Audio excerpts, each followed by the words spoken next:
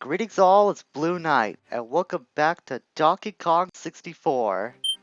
Previously, we took care of a few more things in Fungi Forest before casting darkness across the land. In other words, we just made the daytime transition into nighttime. And today, we'll be taking care of various things that we can do around Fungi Forest now that it is the time of night. To start, we can go in here, since we hit that switch, we can go here regardless actually of the time of day.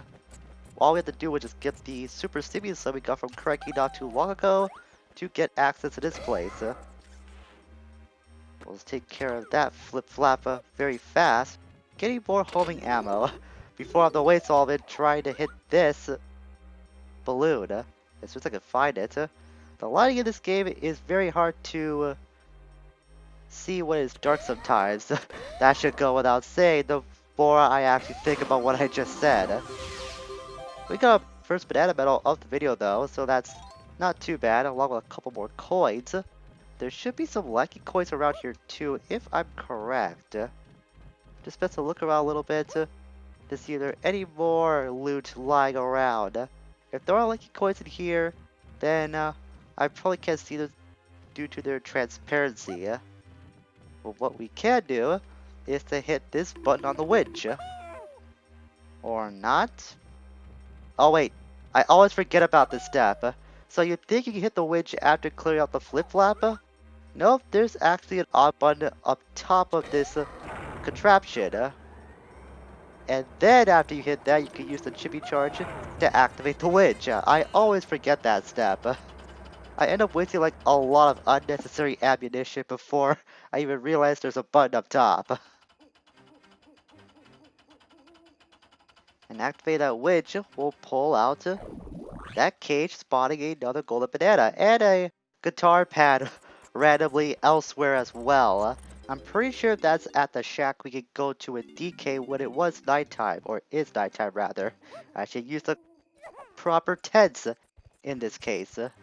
So going to that guitar pad, that's going to be the only way we can access that golden banana. We just got to find where it is. And like I said, it was at the shack where we went with DK last time. Or should I say, recently actually. I'm pretty sure it was recent.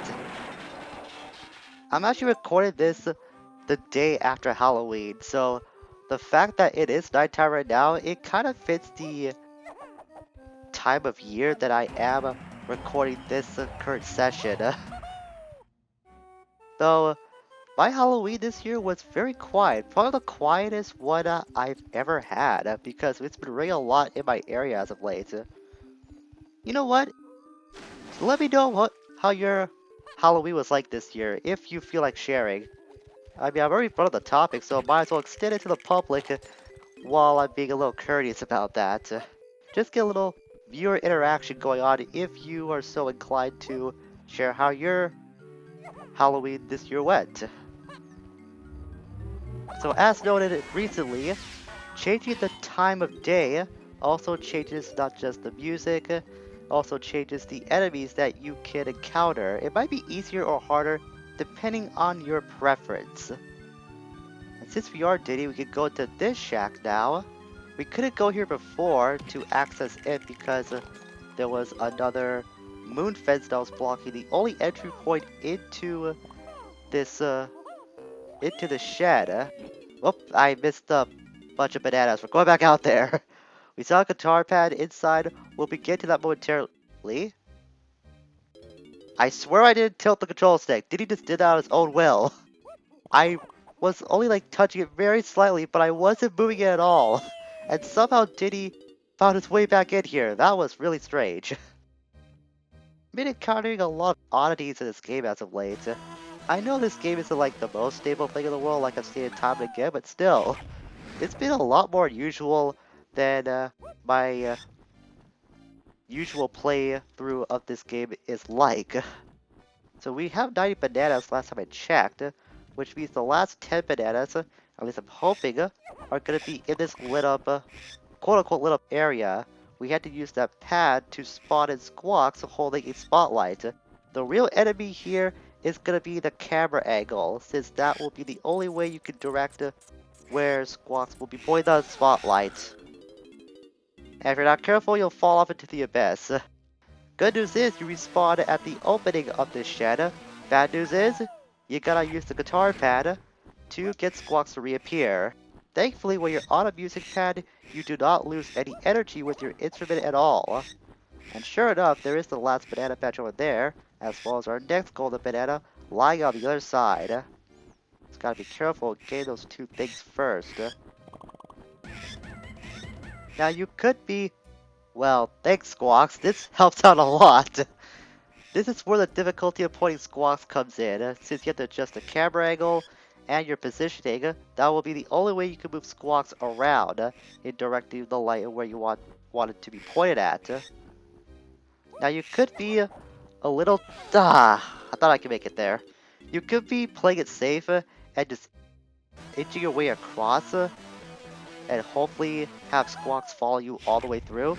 Or you could be like me and play a little reckless like, just taking shortcuts at any opportunity you see and just hope that you don't slip off into darkness. Now this is not a good position right now. I can see myself hanging off the ledge. Ooh, good. I was hoping I'll land on that plank. Let's land over there. Oh, come on, Diddy. You should have grabbed that. You should have grabbed that ledge. I don't care what anyone says from how I landed. You should have been able to land that perfectly. I mean, I know you're not like a cat and all, but you should have the capability of landing on your feet when I want you to. At least more so than donkey can do most of the time. Again, that's just personal preference / opinion, just saying that. Maybe Donkey's a little more agile than I thought. Just I say that, Diddy just kind of warped his way to where I wanted to go. That was pretty helpful. 130 golden bananas, oh man. That is a lot. And another gold fairy spawns. I believe this is the second one that Fungi Force can have available. And I totally missed a clear shot on the slowest fairy in the world. The other one we got not too long ago wasn't moving any faster. There we go. It should have taken me one shot, but I had to do it in two. Oh well, I had a lot of film to deal with, so it wasn't too bad. And speaking of which, I got an increase in film amount as well, at least I hope I did. Now I could go back down there the safe way, but come on. We saw me fail a few times at this. We all know what happens when I jump into the golden abyss, or the dark abyss rather. It was kind of golden though, because it acts like a shortcut. So you know, speedrunning tactics. It can help out every once in a while when the time allows it. Okay, now what to do next? We aren't completely done with this area yet. We got all the major stuff, but there is one more thing we can do, and it involves Lanky. So we'll go over here into the tag rail, switch out to Lanky, and go into the upper portion of this shack. We saw that this area up here was blocked off too by a moon fence. And how did I not notice that before? I should have collected that, come to think of it. How did I ignore that badge? That was really strange. Come on. Thanks, Lanky. Way to stay up there. There's the other banana badge.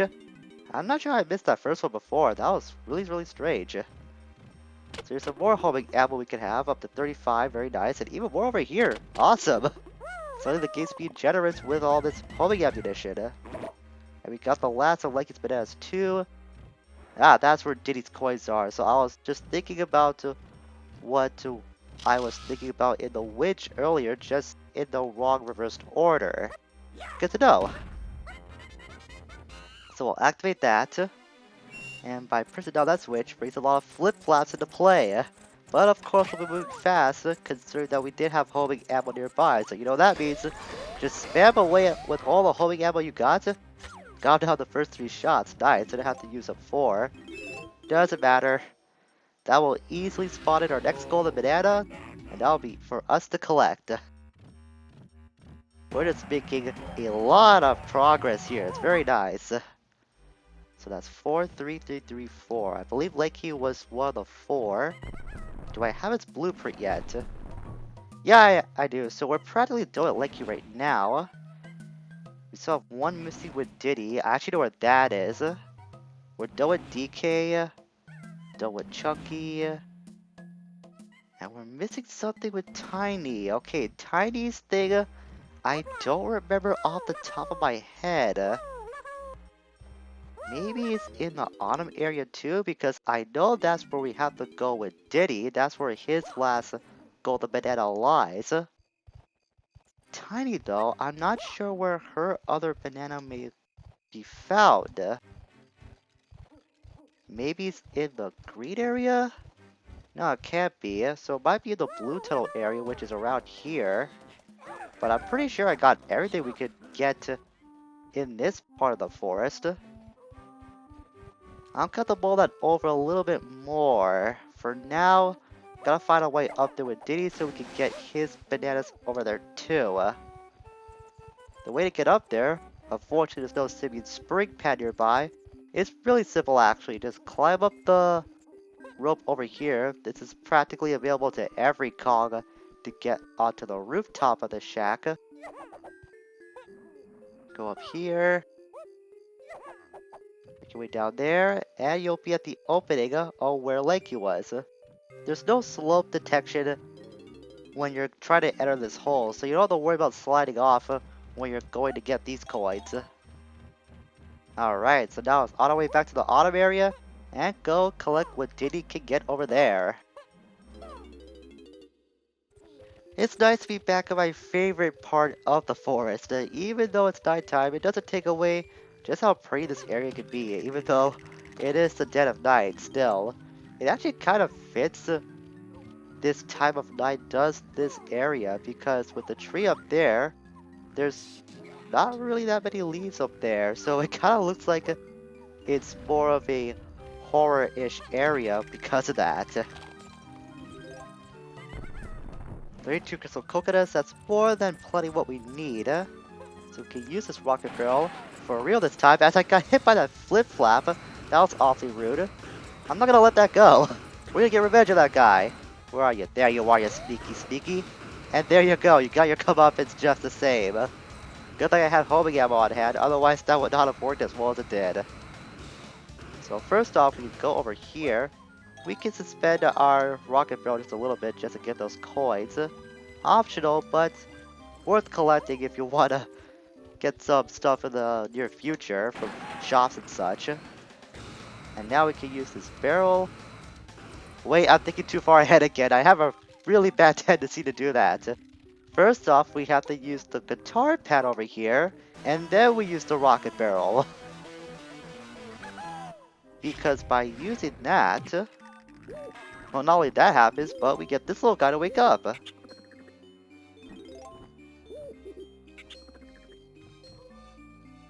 He's a little worried, I think. Ooh, I don't speak to anyone without wings. Come back when you can fly. Well, touchy, aren't we? Just because I can't fly makes you feel, what, inferior in some way? Because you're afraid to fly yourself? Is that what you're going on about, mister? I guess just to appease the little owl over there, we'll go and fly. We're gonna go on here anyways regardless, because it's kind of neat for what's coming up next.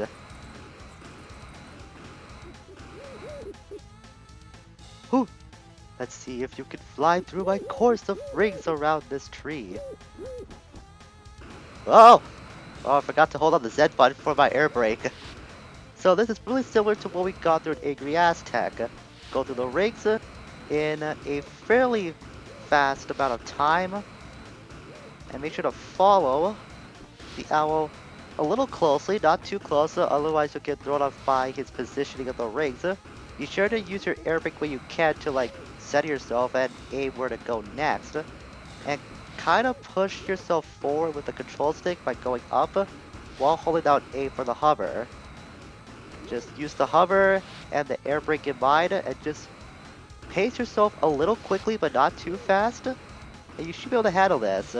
I find this to be the harder ring course of the two, because I remember having a lot of difficulty with it in the past. There we go. And just I say that, the difficulty was coming up. I was actually handling this a little smoother than I usually do. But I knew it was going to come back to bite me at some point.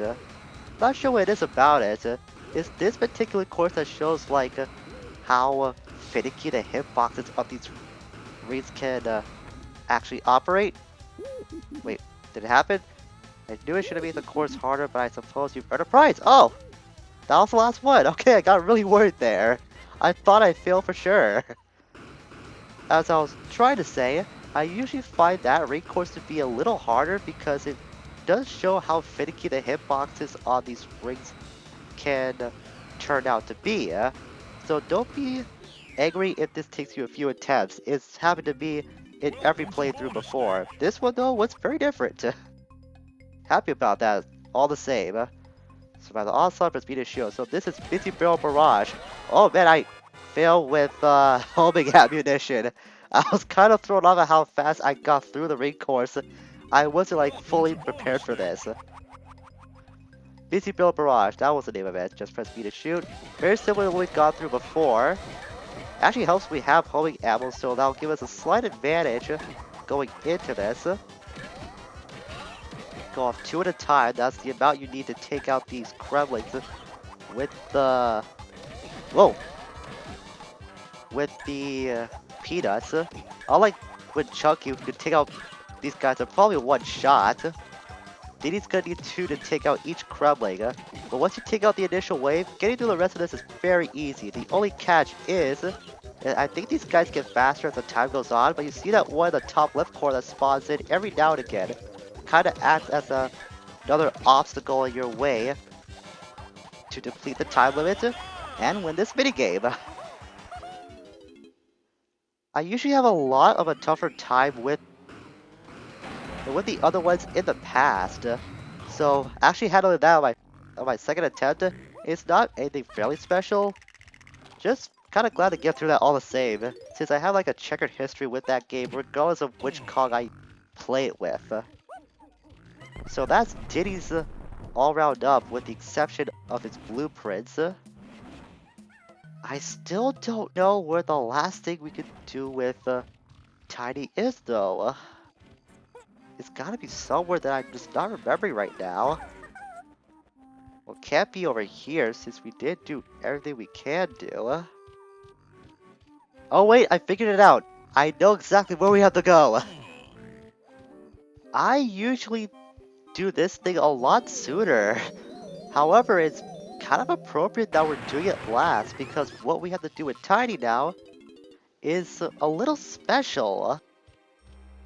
So we have to go back into the shack we went through with Chunky and with DK somehow in some circumstance before. I want to go to the other side first to check if there are any more bananas that I did miss out on the other side. I know there's one on this side, we just saw it momentarily. Just want to make sure that I didn't miss anything on the other side where the conveyor belt is. No, nothing here. I thought as much. So we can't go over to the other side. So that should be where the last few bananas lie. Unless I'm missing a batch somewhere that I just didn't pick up beforehand. The last remaining bananas might be at the area we're supposed to go. So we'll head on back. Oh, there's another one over here too. I kind of forgot about that guy. That's where the way we went in was. Yeah, so it's gotta be over here then. Head over to this pile of crates. There's a cobweb that would block off this hole. And as the sign says, you can only enter it at night.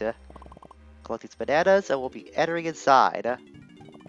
Aha, that's what I thought. I had a feeling there'll be some bananas in here. But that's not all we'll find.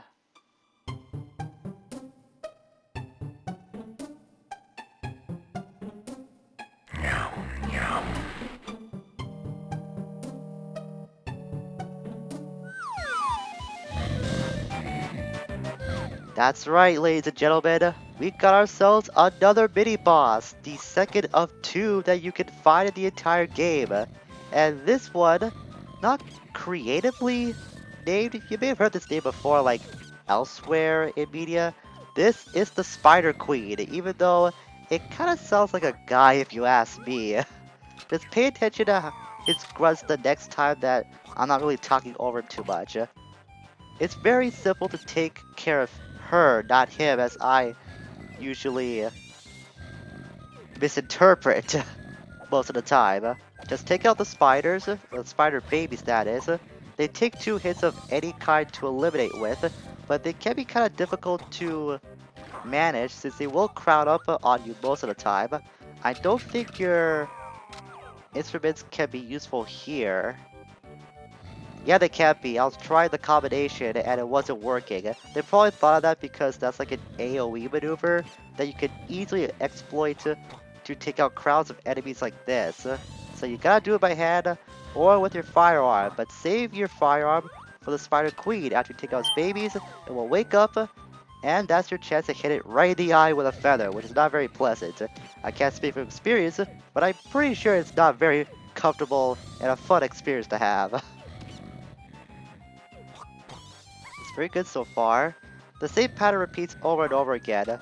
As you're taking out the babies, you have to watch out for any projectiles that the Spider Queen itself does spit at you. It's very gross and kind of infuriating.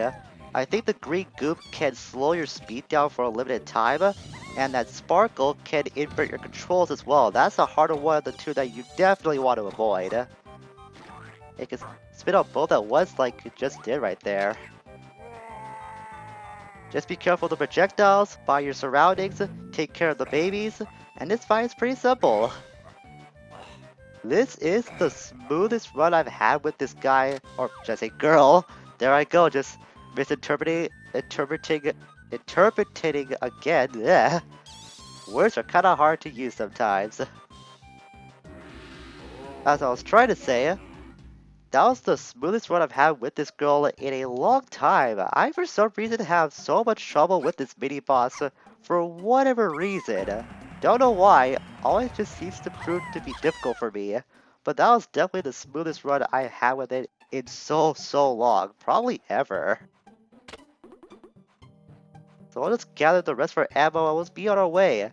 And that's actually going to be the end of this episode. I will go back and turn in the blueprints. Actually, I think I can squeeze that in just to take care of all that, because once we take care of the blueprints, there's nothing left for us than just the boss. So we'll go back to Snides right away and then end the episode there. Bear in mind, in order to see Snide, it has to be daytime. So if you switch to night at any point, just hit the switch over here and the time will transition back into day. If you follow the path from the blue tunnel and continue to follow these stones, then that will lead you into Snide's HQ with no difficulty at all. That's what we need, Cog. Another golden banana for you. And the contraption this time is gonna be hammer time!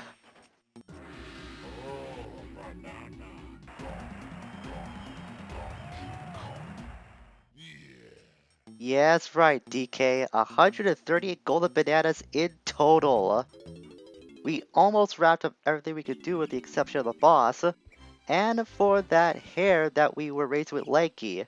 Bear in mind, we can't collect his grand prize since we have to beat him in a race a second time. And we're just not fast enough to do that right now. So we'll have to backtrack to that for later. Other than that, we've actually completed everything we could do here in Fungi Forest. So next time, we'll be meeting Trough and Scoff again, and giving them their desired amount of potassium to unlock the next boss fight. Until we meet again, farewell for now.